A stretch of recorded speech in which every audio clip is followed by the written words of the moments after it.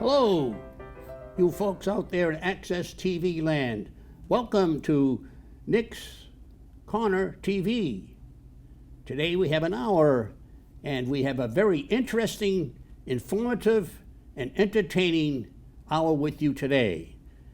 We are proud to introduce Dr. Nancy Niemi, President of Framingham State University. And also, we have a guest that we wanted to have here, Debbie Clevland. She's an author and entrepreneur. How are you today, Dr. Nancy? I'm well, thank you. Thanks for having me here. Well, great that you showed up here at Nick's Corner. You really brought it up a notch, I have to say that. Why, thank you very much. Well, thank you, too. And I understand that this is the time of year where you have a little brief respite from your duties there at the university, middle summer. What have you been doing the last week or two for a little bit of rest and recuperation? Oh, I'm still hard at work. It's just slower than it was. So I catch up on some things, sort through what I've got for reading, do some reading, which is great, and get ready for the new year. Well, also, I read a little bit about you, to say the least, and you have a new granddaughter coming in another few months into your family. That's right. I do. I have two grandsons already who live in Boston in Hyde Park, and then my granddaughter is going to be in the other coast, sadly. But at least she'll be here. I'm really looking forward to that. And Debbie Cleveland, a nice, good old friend that I've had, a nice, young friend that I've had. How are you today, Debbie? I'm great, Nick. That's good. Because I'm with you and Dr. Nancy. Thank you very much for stopping by, and thank you also for setting me up, so to speak, for Veterans Corner and this. Boy, I'm getting Veterans Corner, my other TV program, into this one, to Nick's Corner, and getting a doctor to come here. And I want to thank you very much for setting things up and having her come here. And I know you did that a lot for that. And thank you very much. Oh, you're welcome, Nick. My pleasure. Well, okay. Now, before we go any further, I have a 3-page 1, 2, and 3 about the president. Now, if we turned around and spent all this time with the accomplishments, Dr. Nancy, that you turned around and accomplished through your career since you got into teaching, we'd be using more than half the time here. So I'm going to just go through some of the highlights. Good. Okay? Thank you. About the retirement, President. Nancy Niemi's commitment to education and social equity is developed throughout her work with universities and schools across the country, in her scholarship, and in her service in and with communities throughout her career.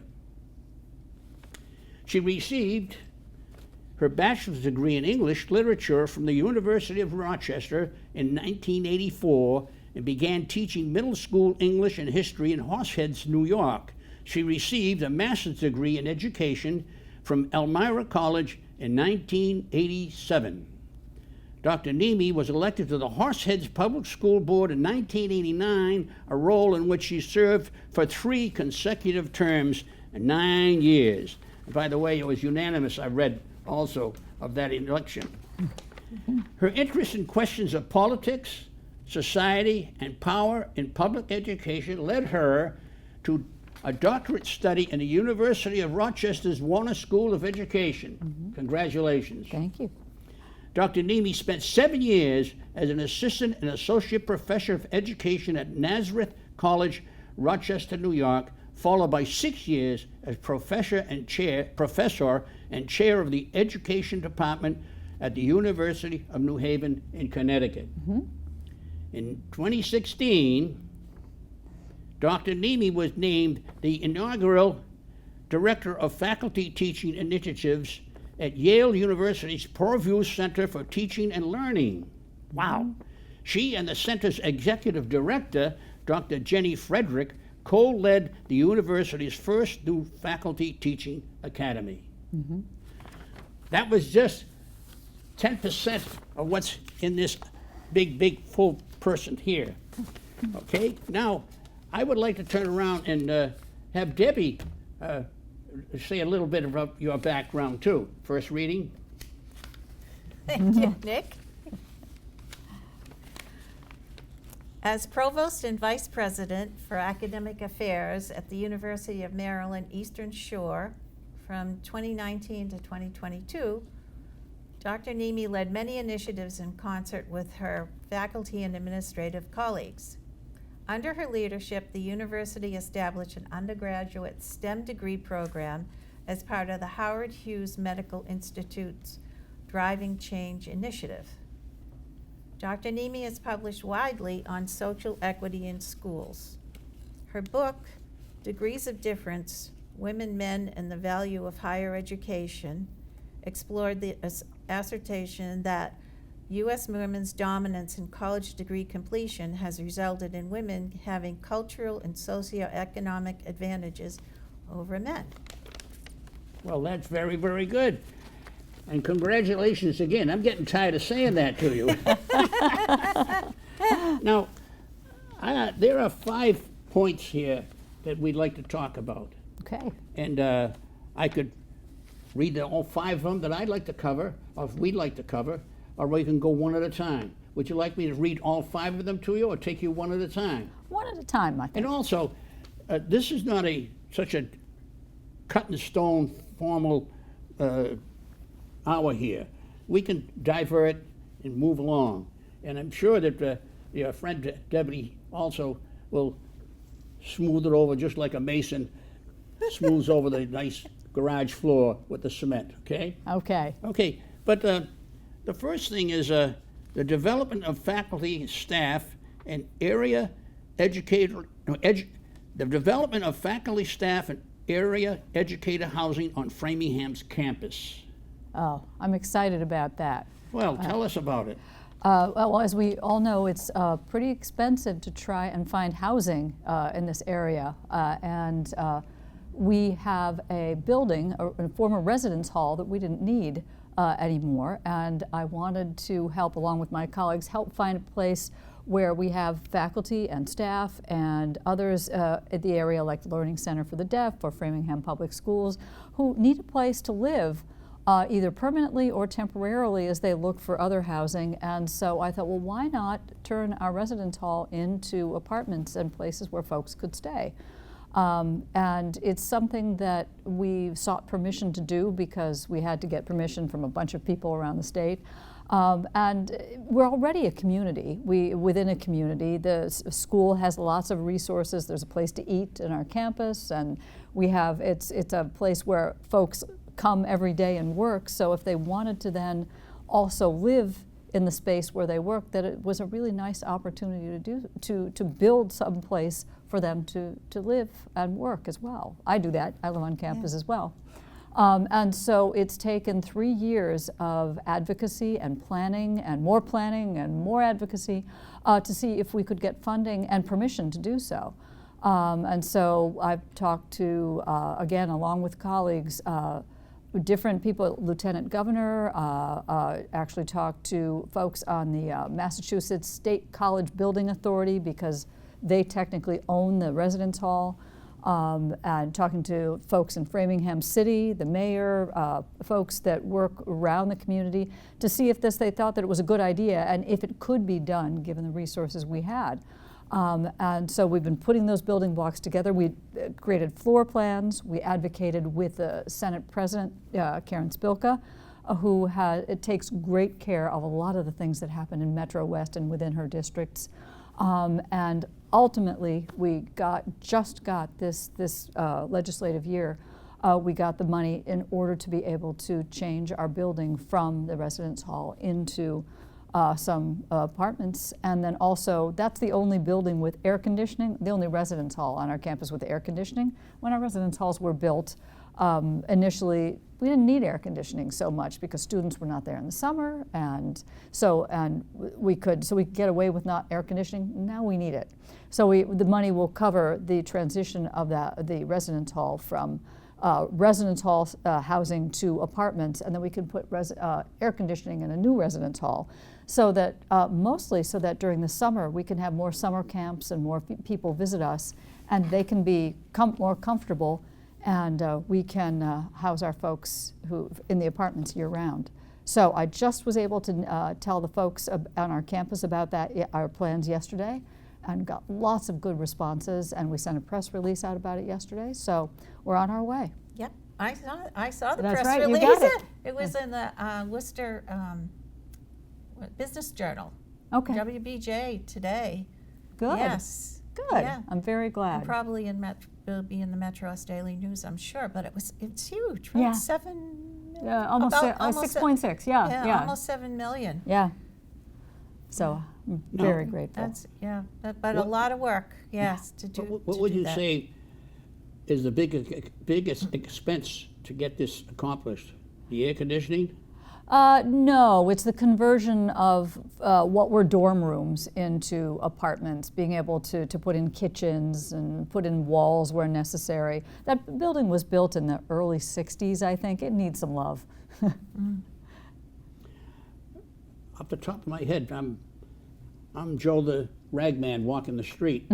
Who determines how much money is needed for an open key operation when it's all done? How do they determine that? Whether it's 100,000 or 400,000 or 2 million or whatever? Yeah, it's a good question. We have my former chief financial officer, Dale Hamill, worked with our folks both at the Massachusetts State College Building Authority and also with other people on our campus to develop essentially the floor plans for what they would need, and then they estimated costs. So really it was mostly an internal set of plans, but I know that Dale asked his colleagues when he needed help figuring out what it would cost to put in a kitchen and put in then 40 kitchens, and so we built a lot on a lot of knowledge we had, and then called in experts when we needed to.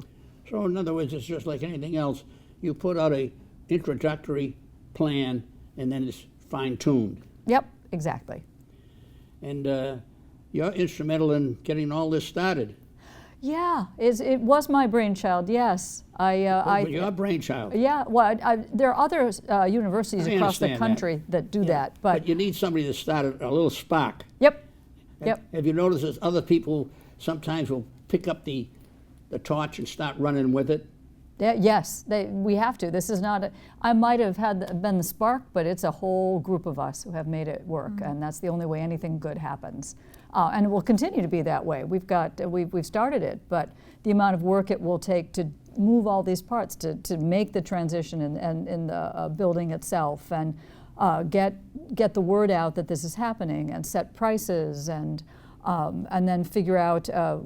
Construction delays will inevitably happen, and we get all of the things that need to get done in any kind of big project like this. It will take a village, to use the term. Well, if you got this far, when did you first start as president of the Framingham That's State what I was University? going to say. She's only been there 3 years this Go month. ahead. Go ahead. She's been there how long, Debbie? Just 3 years this month. She just celebrated That's her right. third year. It is How so many- good about remembering that. How did you get to know her? Well, I'm a Framingham State grad, and I've been on the Framingham State Alumni Association board for quite a while. And when the previous president was retiring, the search committee, once the search committee narrowed down to 3 finalists, they invited people who had different perspectives on campus or off campus to come in and be part of a final screening with the 3 candidates individually. And so I was asked to be one of the alumni constituents, and there was no contest. It was by Zoom, and Nancy leaned in. When the book leaned in. Nancy leaned in. She leaned in. She communicated. she was. It's like it would have been a criminal if we didn't pick her. They didn't pick her. Yeah. So I was so glad that she was chosen. But I want to tie in with Framingham. Is that Framingham has a slogan and an initiative, Choose Framingham, and I'm glad that Nancy chose Framingham to come to. It was just by this project that she's worked on and come to, getting the ball more than rolling with money. I know how long it can take to just get funding for somebody's vision. You know that, Nick, with the projects you've done around Framingham. Okay, getting back, did you know Dr. Nancy before all this? Or when she leaned in, you said? Did you know her That's how before? I got to meet her when they were interviewing her to become president. Okay. Yes. And then afterwards, during different alumni events, and being on the alumni board, I would see Nancy, and we've had coffee together too. Yes, we have. Yeah. So we bonded at different points in time along her journey. And we'll go to the second thing, which is FSU, Framingham State University's focus on campus community connections as a strategic priority. Campus and community, strategic priority. Run with it. That's my favorite topic, actually. Universities like ours are regional public universities. They were built and are built to serve the community. And there are lots of great universities. You mentioned some of them at the top of the hour. And every university I've worked with and attended has had a different special focus. So you've got research universities, and you've got universities that have religious or other particular purposes. But universities like Framingham are regional publics. They are born, as I like to say, to serve the community, and it's at our peril if we don't. It's what I like to say also where it's in our DNA. So how do we build and maintain those connections between what we do as educators and how do we do that with the community? It's one thing to say that we offer degrees and we offer education, which I'm very proud of. We do that, and I think we do it very well. And what else can we do to serve our community? What does the community need? And how do we build that, build a relationship between the two, whether it's a physical relationship, we are literally here. We can't go anyplace else. We're an anchor. And of course, we could be a dead weight too, I suppose, but I like being an anchor. So how do we build those physical connections? What does the neighborhood need, like housing?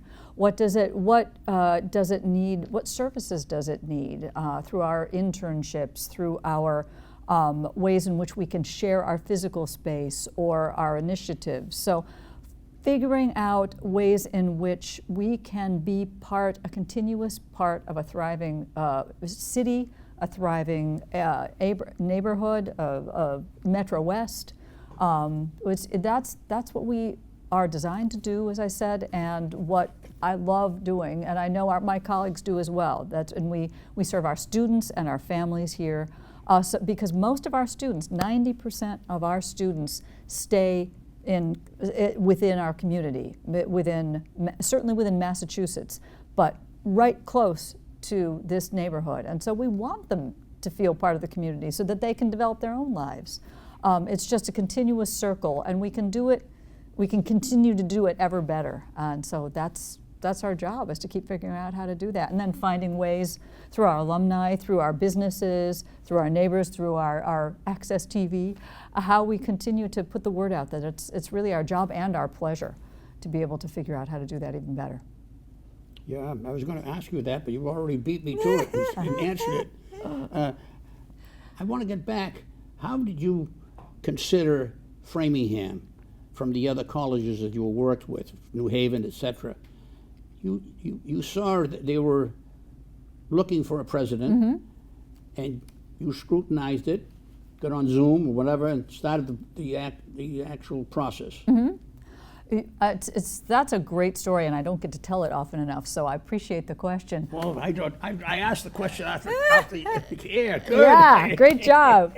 The Framingham State has the distinction of being the very first school in this country to be a public normal school, which means a school for teachers, as I'm sure you know.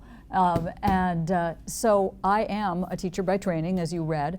And so I was reading the job description when it came up, and I saw Horace Mann, who established the first school in the country, and I thought, any school that can claim Horace Mann started it needs to be a school that I, as a teacher and a teacher educator, could be part of. And that really hooked me.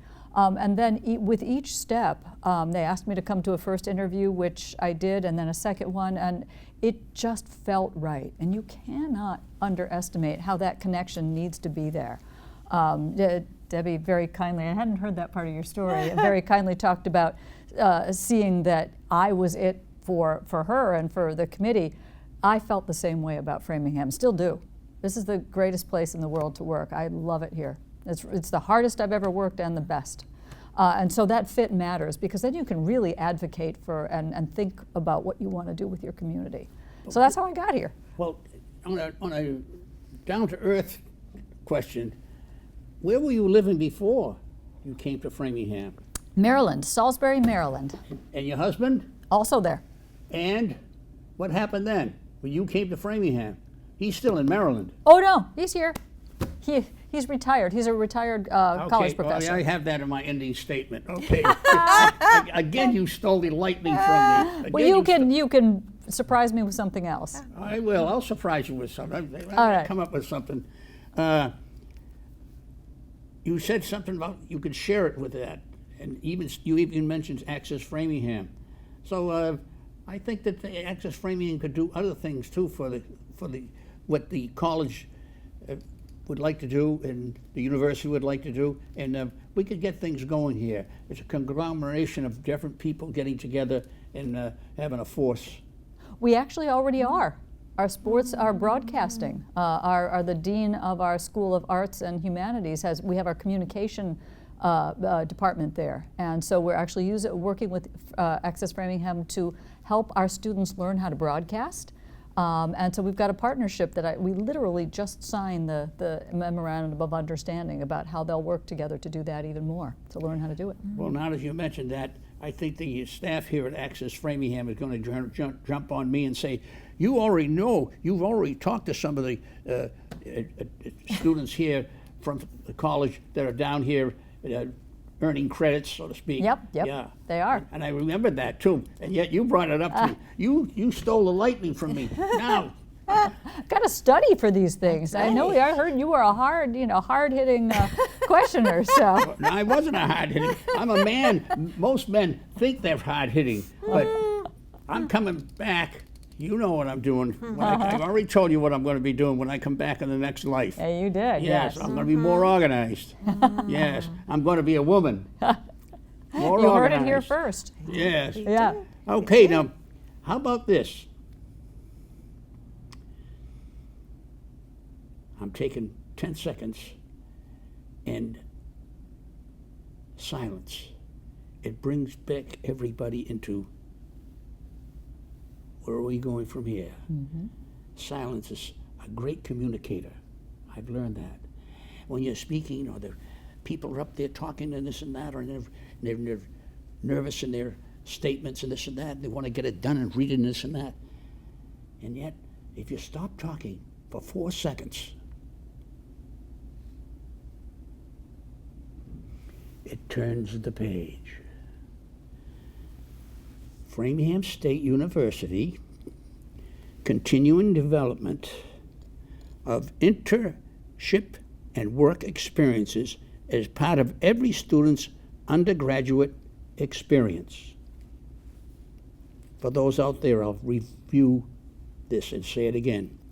Framingham State University's continuing development of internship and work experiences as part of every student's undergraduate experience?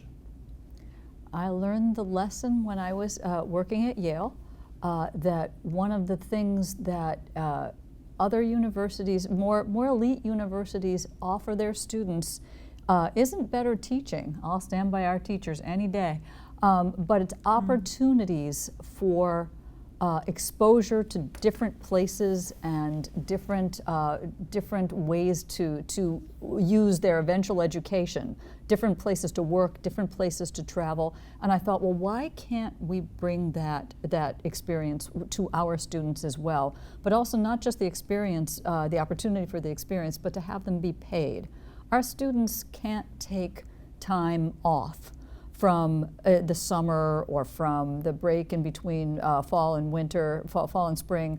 They can't take off from work. Most of our students work to earn money as well as to go to school. So how do we build opportunities for them to find places to think about where they might want to or work when they've graduated and use their knowledge, and how do we pay them for it? And so we're building those opportunities now towards the goal of having every student have a paid work experience or internship. They're doing that here, as you mentioned a few minutes ago. We're doing, and sometimes payment can be credit that they get at school as well. But how do we find places in non-for-profits, because some of them want to be social workers or work at schools. They also want to work at our robust businesses. Our fashion design folks have got lots like TJ, the internships they have at TJ Maxx, I think New Balance, and many of the top of the mind awareness businesses in Massachusetts have some Framingham State interns. So it just occurred to me, here's a Framingham State alum connection, is that the Framingham History Center often has interns, and they are paid by a special scholarship that is funded by an alum. That's right. That's right, because we know how important that is. Michael Disselets. Okay, that I didn't know. Thank you. That's wonderful. We also have the, are you aware of Natick Soldier Systems? Sometimes it's called Natick Labs. Yes, yeah, that's right. Military. That's right. It's in Natick is for the entire United States, it's the center where the military develops for all of its branches. You must know this, you're smiling. It's clothing and it's food. And our students, our fashion students. Fashion and dietitians. Yep. They go there, and many of them are employed there, actually. I'd like to be able to develop internships there as well. So why are you laughing? I'm laughing because you really got it together.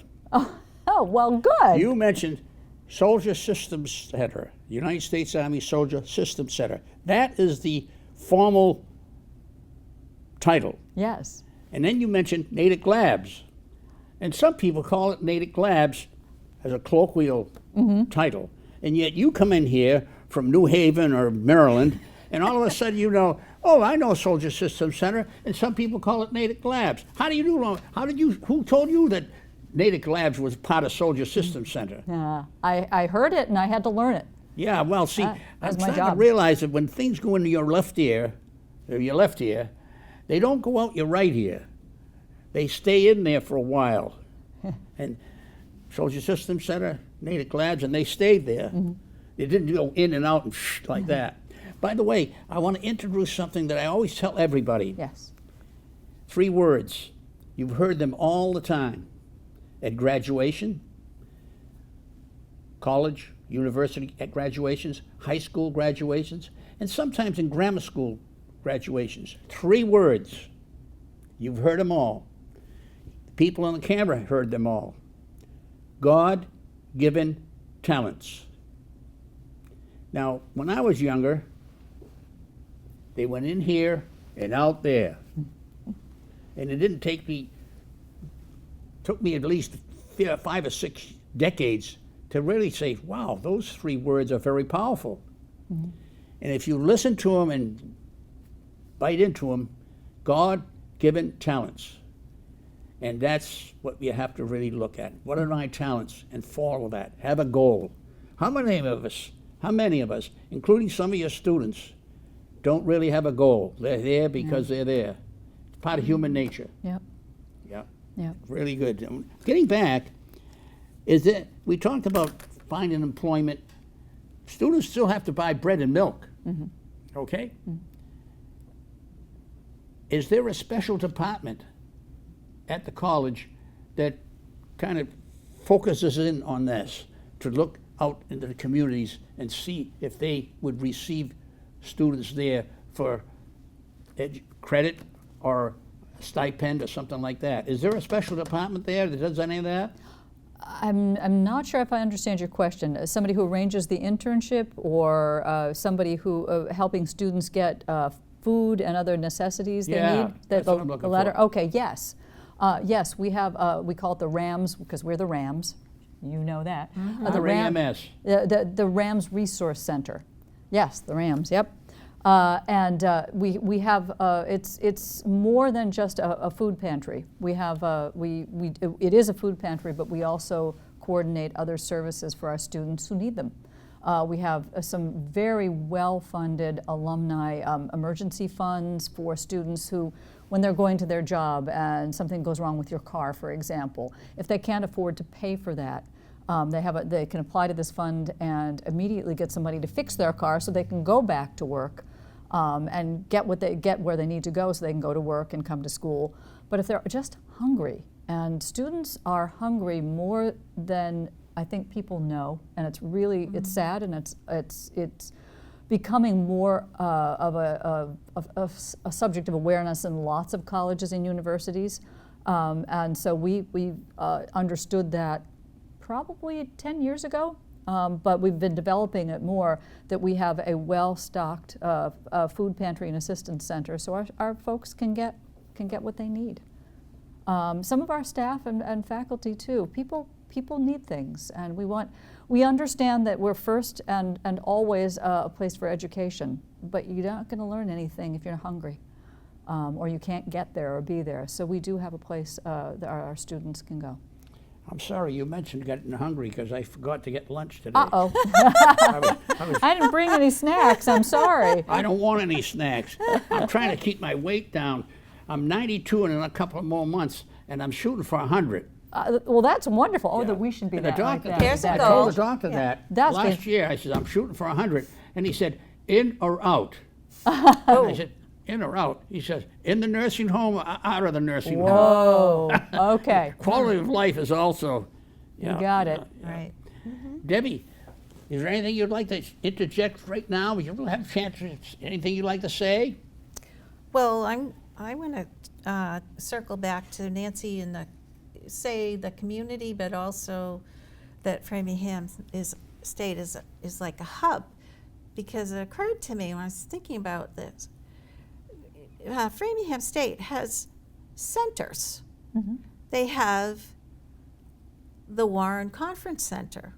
You have and I think this is one that's under the radar, the Entrepreneur Innovation Center, which is right down the street. And that's a real inventors our incubation hub, actually. We have the McAuliffe Center. I'm using that in a generic way. You're part of the we. Possessive.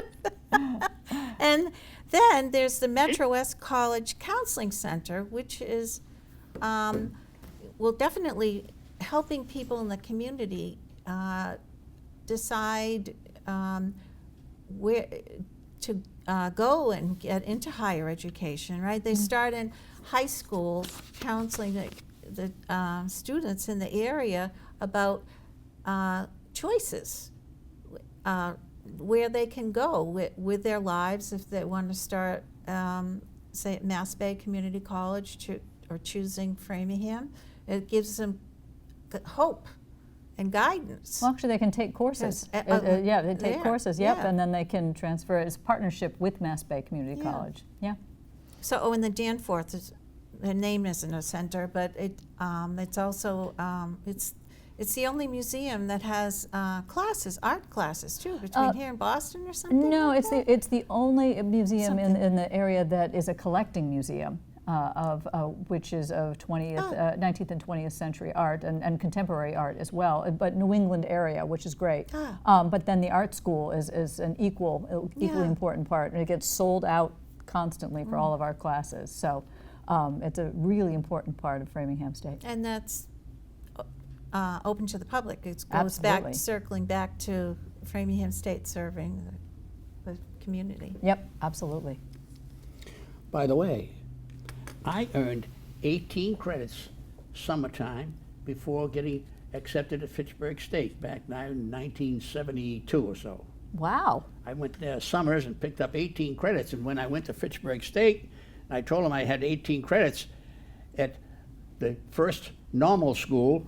He says, "Oh, I know Framingham State." He says, "What are you trying to brag about that?" I said, "No," I says, "I'm just making a statement." I says, "It's the first normal school for teachers in the country," I said. He said, "Well," he says, "I'll accept the 18 credits," and he says, "I'll let you know," and maybe a week or so later, they accepted me. Well, wonderful. I was over 40 years old then, and the youngsters in there were 19. They called me Grandpa. I had a great time with them. I'll bet you did. They had a great time with them. Okay, thank you very much for interjecting some of that. It was important, and I knew it was important to have you here alongside. Okay. Now, I'm going to give you another talking points. All right. And I think you might have covered some of it already. But maybe you might add something from the wording here. It says, the development of Framingham State University's work in becoming a mass tech hub for AI education. Now, when I say mass, it means Massachusetts. Correct. All right. Development of Framingham State University work in becoming at Massachusetts State Hub, Massachusetts State Hub for AI education. AI is artificial intelligence. It's funny because 4 years ago I had an engineer working at MIT and he picked me up. I don't know where we were going, maybe we were going to whatever. And I said, "What is AI?" And he says, "Artificial intelligence." And I looked at him and said, "This guy's crazy." And now I know. Yeah. But let's get back. Development of Framingham State University work in becoming a Massachusetts State hub, tech hub for AI, artificial education. Run with it, Mammy. All right. Dr. Nancy. It's a new initiative. Massachusetts has a program called Tech Hubs, and they can be different kinds of tech, so different kinds of technology. We've applied to become a Massachusetts Tech Hub in AI development, particularly to be a source for education for the community again, in the development and use of artificial intelligence, because none of us know how this is going to play out. The technology is changing. It probably changed since we sat down here an hour ago. And so we need to know, as educators, as business owners, as city employees, as broadcasters, how does AI work? How should it work? How shouldn't it work? How do we harness this new technology? Not unlike the internet, but it's a very big new piece of work that everybody's claiming will change everything. We'll see. But I know what we do is that we're educators, and we're educators for a community. So how can we develop the capacity not to know everything about AI, but how do we get people who do know about AI in broadcasting, AI in education, AI in business development, and then bring those people to Framingham State to teach other people how to work with this technology.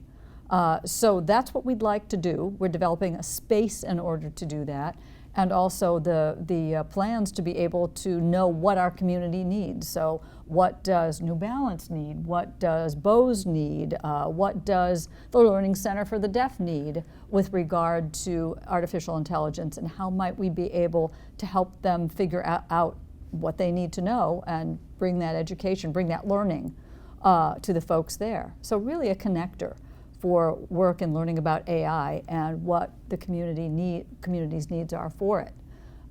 It's exciting and daunting. Daunting. But that's what the Tech Hub proposal is. So as I said, it's brand new. We're working hard. We're working with some alums who have some expertise in development, in tech development as well, and that's been nice because alumni love to be, when they're good, they really like to get involved, and that's a great way to help us learn more of what we need to know, is to harness the very people we helped educate. Well, you're getting, I take from your talk here on this subject that you're getting individuals who will come, work, etc. And it's not just about what are they getting for a salary or something. It's because they really want to add to society what their basics are. So they really love what they're doing and love what they're doing for fellow man. Yes. And yes. that really is something special. Yeah. My mother, Italian immigrant, told me way back in Italian. She said, "Lascia tutte che non è tuo," and it means, "Leave it all; it is not yours." And I have that on my tombstone. Italian proverb right here, up here in Southborough. It's quotations. "Leave it all; it is not yours." And the reason why I brought that up is getting back to these individuals that you're saying they would have expertise and come here. They really wouldn't. They have to buy bread and milk, but they're not really looking to make, a lot of them are really not learning to make $1 million. They really want to share it. Yeah. And in fact, that fellow that picked me up 4 years ago and told me about AI, he has 9 children, and he's working in Brigham Young University. Wow. With the artificial intelligence, the head of the department. Wow. Yeah. Yeah. So you've described very, very many people who work at Framingham State, whether they come as part of the AI development we're doing, or our professors and our staff. We have to pay, and we want them to pay them a very fair wage, and hopefully we do. But it's also, people who work with Framingham State do so because they care deeply about learning, about our students learning, about everybody having access to that education. And it comes out. That's one of the best parts, absolute best parts of Framingham State, is that people are committed to that. You can feel that. So you described that well. They're committed. Yes. You really Yes. did. You really Yes. did. Oh, I want to be one of the 2 out of the 10 men. Yeah. I think you're working on that. I think you're doing a good Yeah, job. so- Debbie, I noticed you were going like this. You want to say something. Just from back when I was going there, you could just feel how the staff as well as the faculty really care and are dedicated. I think that, and they stay for the most. I mean, for the most part, and that like attracts like. Just quality people. Yeah. Come and they stay and they contribute and they help other people contribute in society. Yeah. Well, you 2 ladies are quality, and here you are. Thank you. Raising up my next corner TV. Really, you're breaking the ice jam. We just started this about 6 weeks ago. Really? Yeah, this is a second. New concept. Yeah. I guess for next. Yeah, Yeah. new concept. And we got her, Debbie, and then we got you. Boy, it's going to be a hard act to follow. Last thing. We'll find Okay. some. Framingham State University role in using public higher education as a tool for social equity. Framingham State University role in using public higher education as a tool for social equity. Public education, I think, is the most important tool for helping everybody receive an education and earn an education so that they can develop themselves the way they and their families would like to. I believe that for all public education, but for Framingham in particular, we were just talking about that commitment to each other and to our students that is so prevalent on our campus. it really is. If we do what we are dedicated to doing, then that work that we do with our students' development and with our community's development turns into students and community members who then bring about that development, that source of everybody having a more equitable chance to live the kind of life that they wanted, to have a great job, to be part of the community that they want to be, to raise their families, to do the things they love to do, whether it's building a new walking path or a baseball field or just enjoying a library. Hopefully people still read. But really be part, to have an equal part in making the kind of living place and their lives that they want. And that's at the core of public higher education, public education in general, but Framingham really believes that. And that's what we spend our days and our minutes and our lives doing there. It's a real tool that we use to help our students. You're being a go. launch pad. It really is, yeah. I'm looking at you. Is that my cue? You can, but you can say anything you want before or after. Well, I wanted to point the audience to Framingham State's website, which is framingham.edu. Mm-hmm. And first of all, if you want to know more about Nancy's background, look up Nancy. Niemi. Just Nancy. Nancy Niemi, and her bio, and as Nick said, I couldn't print it out. It was 10 pages, a PDF of her background and her scholarship, all her writings and so forth. But there's also a lot of information about what's going on in Framingham State that the public can come to. Yes. Like Science on State Street, which is organized through the McAuliffe Center. Yep. Yeah. Yeah.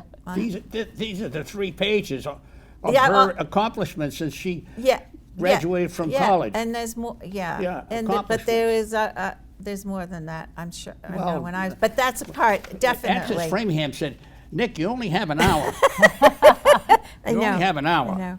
But definitely go to the website and find. And there's more about the Krista McAuliffe Center Yeah. where they have hundreds of students come to. That's another community asset Yeah. for the area. That the students come and they do. What do they call it? They pretend they go to Mars and things like that. And it's just a great STEM experience for the kids. We have a planetarium. And the planetarium too, yeah. and every so often that's open too, with shows to the public. Oh, yeah. Yeah. I wanted to ask you alone without the Dr. Niemi listening to it, because I don't want her head to get, big. But what do you know about Dr. Niemi has been active in leadership? That's my cue. Nicely done. Yes. So Dr. Niemi has been active in leadership of professional and community organizations throughout her career, including research on women in education, the Edgerton Park Conservancy in Connecticut, the Newtown Historical Society, which is in Salisbury, Maryland, and the Friends of the Library in Horseheads, New York. She currently serves on the board of the United Way of Tri-County, the Framingham History Center, the Metro West Chamber of Commerce, and the American Association of State Colleges and Universities Committee on Teacher Education. Well, now You must be so efficient with your time Well, planning. now you know why I didn't want her to hear it, because she'll probably walk out of here waddling out on me. Okay. Well, anyway, my final statement. Hey, congratulations on being a new grandmother pretty soon. Thank you. Dr. Nancy Niemi is married to Dr. Michael Morris, Professor Emeritus of Psychology at the University of New Haven and writer of the educational log, University Life. She is the widely proud mother of 3 children, Andrew Peckham, He lived in Hyde Park, Massachusetts. Nathaniel Peckham in Philadelphia, Pennsylvania, and Anna Peckman in Oakland, California, as well as the besotted grandmother of Miles Peckham. And Oliver. Yes. And Oliver. Two already. Two Okay, grandchildren, yes. And thank you very much, both of you ladies, for coming here and spending time with us. You really elevated Nick's Corner into it's going to be a tough act to follow. Higher education? Yeah, it's going to be a tough act to follow. Thank you very much again. Thank you so much for inviting us. Thank you, Nick. And thank you very much for listening, folks out there in Access Framingham land.